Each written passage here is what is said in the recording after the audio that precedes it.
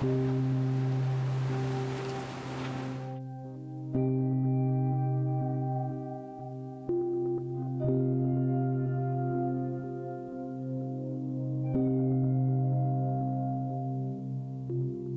hard to believe that I let my weight drag my life down to this point. I am still mobile, but sometimes I'm in too much pain to want to get out of bed, and sometimes I just don't want to. Some days I don't feel like moving at all, and I don't feel like I can move.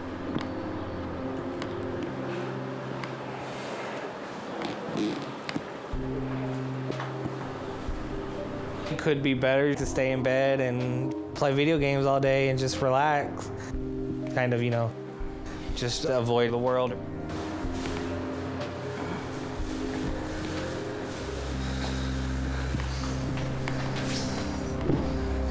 I move slower than I used to, but I still can get around pretty well. Honestly, the most difficult thing about my everyday is getting up every day, getting out of bed. I feel like it's both physical and mental. I do have pain sometimes, like in my back when I wake up, like my knees and my back and my ankles. My ankles hurt really bad sometimes, but some of that is also when I'm depressed, not wanting to do anything, to where I just don't want any social interaction with anybody. Taking a shower is a big challenge for me because of my stomach.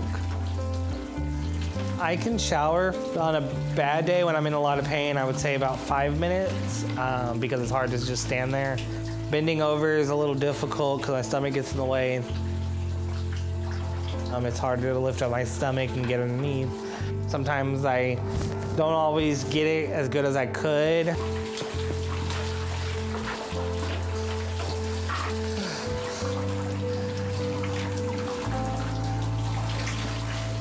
It just makes me feel uncomfortable. Like I just don't want to be around people because they could stink, and I don't want to worry about that. I would say I have seen myself degrade as far as like things are getting harder and worse a little by little every day. How fast I'm moving or how out of breath I get at times. Sometimes, like I said, it gets worse. I feel very limited on where I can go. Mostly, I only go to the store. The ability to breathe, I've noticed some days gets really bad to where I can only walk maybe halfway and then I have to turn around and go back because I'm too tired. And then sometimes just walking up and down stairs or lifting things will cause the breath to go away.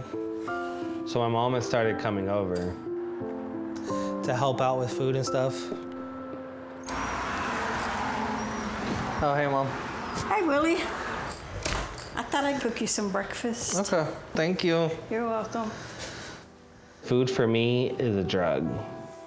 A drug, a coping mechanism, something like that. All right, I want to make sure I make you enough. All right. When William wakes up in the morning, he's stressing about something and he's trying to use the food to make it go away. Oh my gosh, right now, William is so dishonest with himself about his eating habits, but I almost never see joy in him. So yeah, it's probably partly my fault because it was me giving him the food because I want to see joy in him. But I really feel that as a mother, you do the best of what you think you have available. Here it comes, Willie. Okay.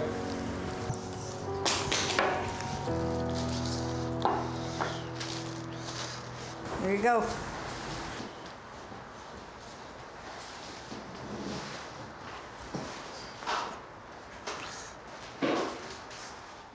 When I'm eating my mom's cooking, even when I'm starting to feel full, I just can't stop.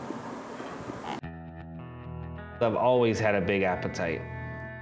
I think it's because growing up every day revolved around sports. My dad left before I was born. My grandparents were basketball fanatics, and my mom made a living coaching Little League at school. And we all got really close watching him playing games together. When William was a little boy, his attention span was about 2 seconds, so you always had to be on your toes. He'd run into trees because he'd be so excited to playing with something that he wasn't paying attention where he was going. For the most part, my early childhood was pretty great. But then around the time I was 7 or 8, my mom lost her job coaching Little League, and there weren't any other coaching jobs in the area. So she had to work out of state. My brother and I were left with our grandparents. And I mean, my mom would come back to visit.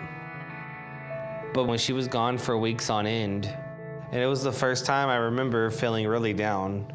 And so after I ate, I would feel better. And that's when my relationship with food first started to go south. Middle school was where the trouble started. I don't know if you would call it gangs, but it was people who had that thug mentality. I went from being an athlete to this moody kid with the wild temper. Depending on what kind of day it was. Sometimes I'd be able to control the temper, sometimes I wouldn't. If somebody felt like they wanted to fight, I would step in and defend anybody, especially if they were smaller or not as athletic or not able to defend themselves. And then I would go home and eat. It was when I really first started noticing there's something not right here. There'd be days where I felt differently than I normally did for no reason.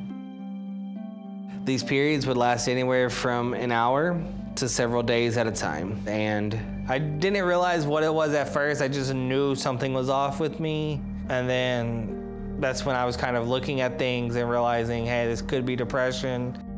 I'd be fine, and then all of a sudden, I'd feel really down and just not myself. Do you want some more, Will? Sure.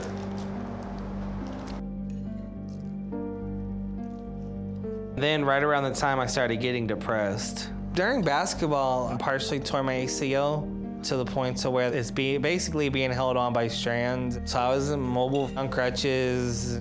My dream was always to play professional sports, whether baseball, basketball, or football. When I couldn't really be active and not be able to play sports, not be able to work out, not be able to do anything, and led to a really bad depression. I started playing a whole lot of video games. And I barricaded myself into a room and didn't let nobody else in. And that's when food, it just kind of substituted everything. My senior year, my ACL healed, but the depression never lifted. And then I just kind of got tired of just playing sports, and I just wanted to do something different. And part of that was the depression, because I didn't feel motivated to do anything. I didn't have like a backup plan or anything like that.